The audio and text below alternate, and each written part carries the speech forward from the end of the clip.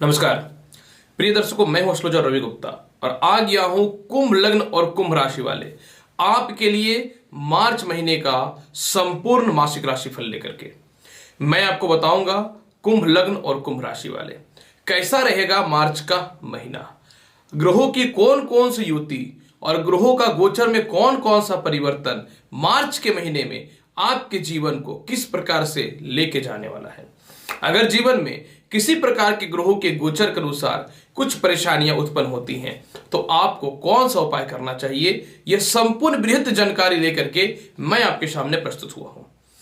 सर्वप्रथम मैं आपको यह बताना चाहता हूं कि ये जो हमारा राशिफल है यह लग्न पे आधारित है। आपको अपना लग्न पता है तो लग्न के अनुसार ही मेरी इस पूरी की पूरी जानकारी को देखिए। अगर आपको अपना लग्न नहीं पता है तो आप जो है चंद्र राशि या नाम राशि के हिसाब से भी मेरी इस संपूर्ण जानकारी को देख सकते हैं। तो चलिए बढ़ता हूं कुंभ लग्न और कुंभ राशि वाले मार्च महीने के राशिफल की ओर। कोई भी राशिफल जो होता है यह ग्रहों के गोचर के आधार पर ही निर्धारित होता है। तो सर्वप्रथम मैं आपको यह बताना चाहता हूं कि ग्रहों का गोचर आपकी कुंडली में किस प्रकार से बन रहा है मार्च के महीने में। कुंभ लग्न और कुंभ राशि वाले 14 मार्च को जो है सूर्य आपके कुंडली में लग्न में यानी कुंभ राशि में बैठे हुए हैं, शनि की राशि शत्रु की राशि में लग्न में बैठे हुए हैं। और 14 मार्च को जो है यह चले जाएंगे मीन राशि यानी आपकी कुंडली के द्वितीय स्थान में। जब सूर्य लग्न में विराजमान है तो ये 7वीं दृष्टि से 7वें घर को देख रहा है, लेकिन ये अपने स्वयं के घर को देख रहा है। अर्थात इसका मतलब यह हुआ कि सूर्य जो है आपको कहीं न तो कहीं उन्नति की ओर लेकर के जाएगा, व्यापार में और नौकरी में परिवर्तन की ओर लेकर के जाने वाला रहेगा, क्योंकि सूर्य जो है स्वयं सरकार है तो सरकारी कर्म क्षेत्रों में लाभ देगा। दाम्पत्य जीवन में स्थितियों में सुधार तो निश्चित तौर पर लाएगा और विवाह के लिए उपयुक्त रिश्तों के लिए आपके लिए कुछ न कुछ अच्छे संजोग देखने को मिलेंगे। ऐसा मैं इसलिए बोल रहा हूं कि सूर्य जो है स्वयं की राशि को देख रहा है। जब भी कोई ग्रह स्वयं की राशि को देखता है तो उसके दुष्ट प्रभाव में कमी आ जाती है।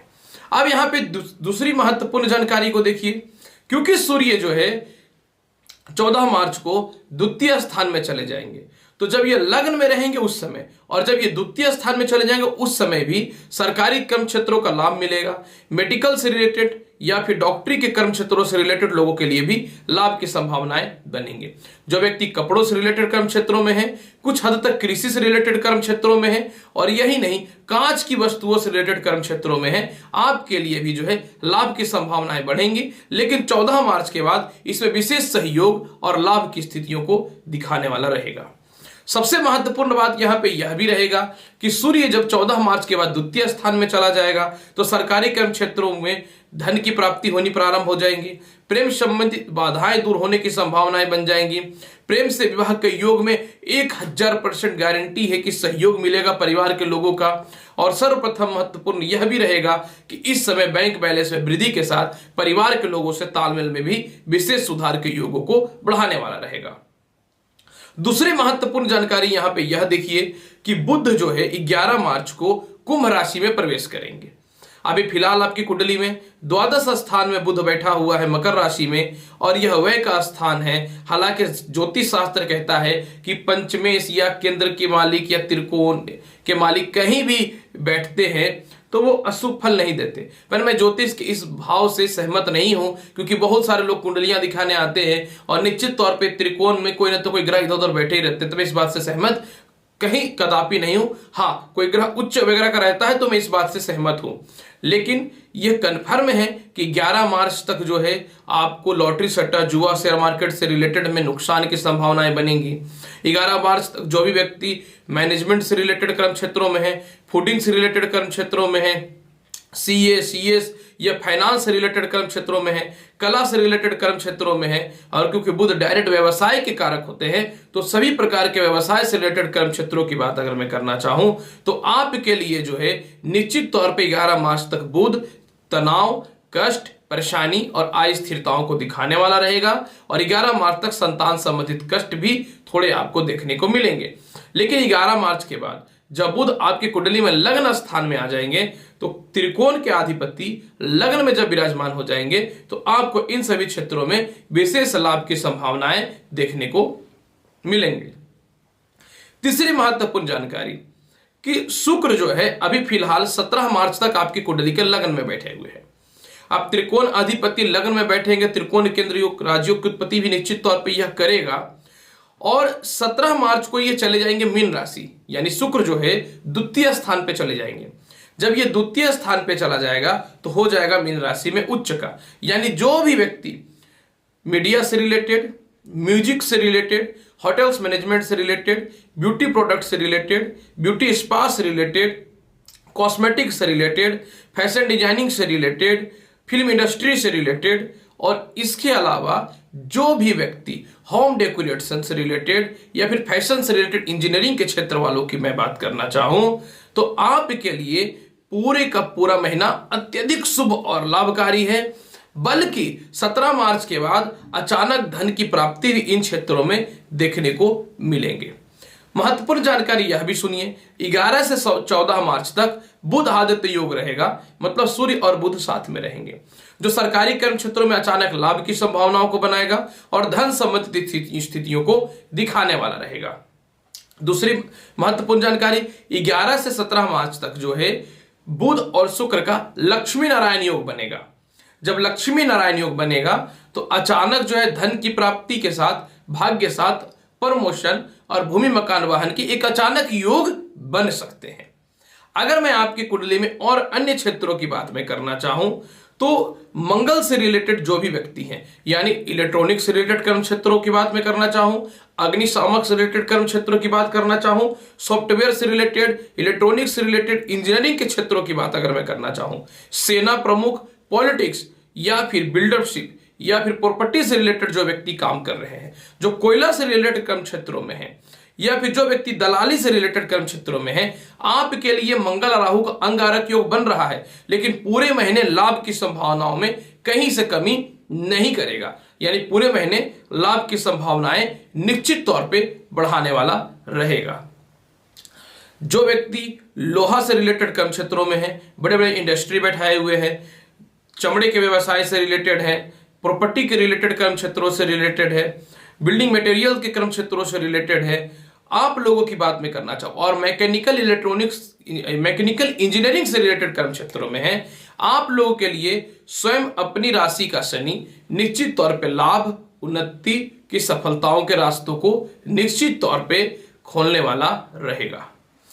बृहस्पति जो है शनि के साथ नीच भंग राजयोग ऑलरेडी गोचर में बनाए हुए हैं, लेकिन बृहस्पति को बल उतना नहीं मिल रहा है जितना मिलना चाहिए। फिर भी जो व्यक्ति शिक्षण संस्थान, स्पिरिचुअल से रिलेटेड, मेडिकल प्रोडक्ट से रिलेटेड, आयुर्वेदिक कर्म क्षेत्रों से रिलेटेड, लॉ जस्टिस से रिलेटेड कर्म क्षेत्रों में है, या फिर लेक्चरर से रिलेटेड कर्म क्षेत्रों में है, आप लोगों की बात मैं करना चाहूं तो निश्चित तौर पे सैन्य सफलताओं के योग दिखेंगे, थोड़े संघर्ष के योग दिखेंगे, लेकिन शिक्षा संस्थान और धार्मिक संस्थान वालों के लिए कुछ गुड न्यूज की संभावनाएं निश्चित तौर पे बनेंगे। अब मैं बताता हूं कि क्या वाकई में नौकरी के और धन के योग आपके मार्च के महीने में बहुत ही अच्छे हैं। तो सर्वप्रथम देखिए, कर्म क्षेत्र का लॉर्ड मंगल कर्म क्षेत्र को ही देख रहा है 7वीं दृष्टि से, तो नए नौकरियों के अवसर प्रदान होंगे, धन संबंधित कुछ लाभ की संभावनाएं बनने को दिखेंगी।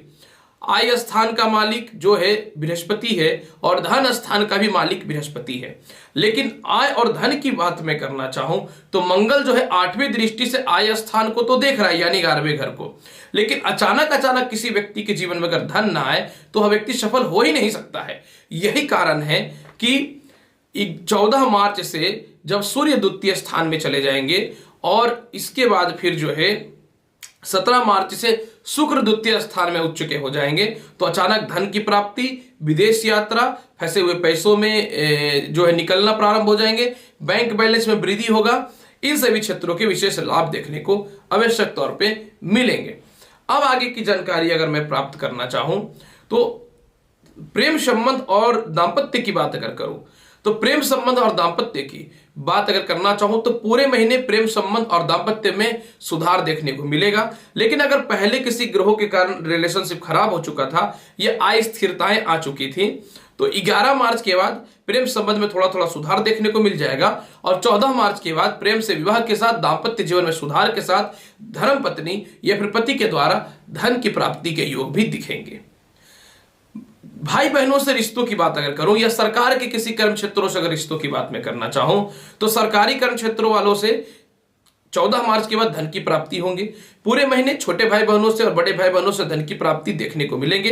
फंसे हुए पैसे भी प्राप्त हो जाएंगे। रिश्तेदारों से रिलेटेड किसी प्रकार का विवाद या मतभेद की स्थितियां उत्पन्न हो रही थी तो आपको 14 मार्च के बाद निश्चित तौर पर शुभ देखने को मिलेगा। माता और पिता के रिश्तों की अगर मैं बात करूं, पूरे महीने माता और पिता से रिश्ते बहुत ही अच्छे रहेंगे, लेकिन मंगल और राहु का अंगारक योग है और जिस कारण से पिता और माता से आपको किसी प्रकार के वैचारिक मतभेद नहीं करना है। अगर आप मतभेद करेंगे तो नुकसान किसको होगा? स्वयं आपको होगा। तो आपको मतभेद नहीं करना है।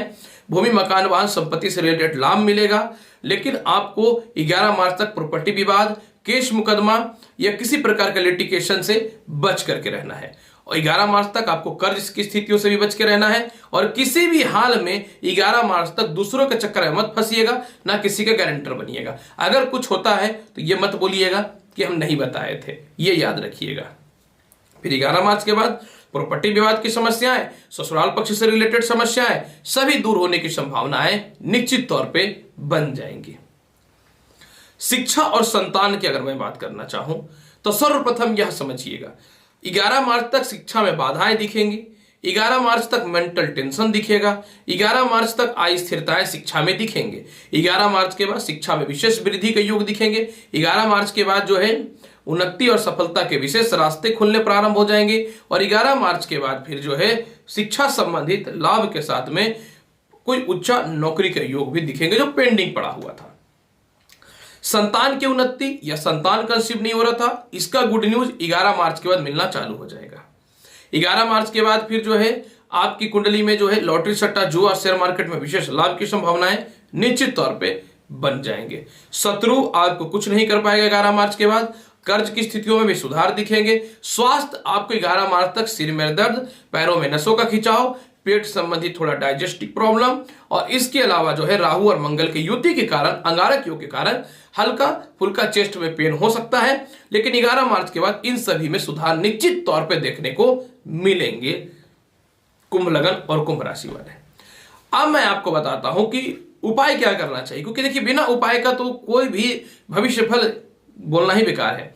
11 मार्च तक आप गणेश चालीसा का पाठ करिए, नहीं कर पाते हैं तो ओम गण गणपति नमः मंत्र का जाप करिए। जितना बृहस्पति को प्रबल करिएगा उतना धन की प्राप्ति होगी और परिवार के लोगों से तालमेल में अच्छा होगा। अतः पूरे महीने जो है आपको क्या करना चाहिए, ओम नमः भगवते वासुदेव इस मंत्र का जाप करना चाहिए और पीला पुष्प कंटिन्यू जो है विष्णु जी को अवश्य चढ़ा दीजिएगा। इसके अलावा अंगारक दोष के लिए चंदन का तिलक लगाइए। हालांकि देखिए मैं सभी लग्न वालों के लिए बोल रहा हूं क्योंकि मुझे पता है राहु जिसके लिए अच्छा उसके लिए नहीं बोल रहा हूं, लेकिन जिसके लिए खराब उसके लिए बोल रहा हूं। मछलियों को दाना अगर दे पाएंगे तो अत्यधिक उत्तम रहेगा। प्रिय कुंभ लग्न और कुंभ राशि वाले, मार्च महीने का संपूर्ण मासिक राशि फल मैंने आपको बताया है। उम्मीद करता हूं बताई गई जानकारी से संतुष्ट होंगे। आपसे यह अनुरोध करूंगा, अगर आप मेरे चैनल पर नए हैं तो मेरे चैनल को लाइक भी करिए, शेयर भी करिए, सब्सक्राइब भी करिए। आऊंगा आपके पास अगली और महत्वपूर्ण वीडियो के साथ। तब तक के लिए नमस्कार, आशीर्वाद है। खुश रहिए, व्यस्त रहिए, मस्त रहिए। धन्यवाद।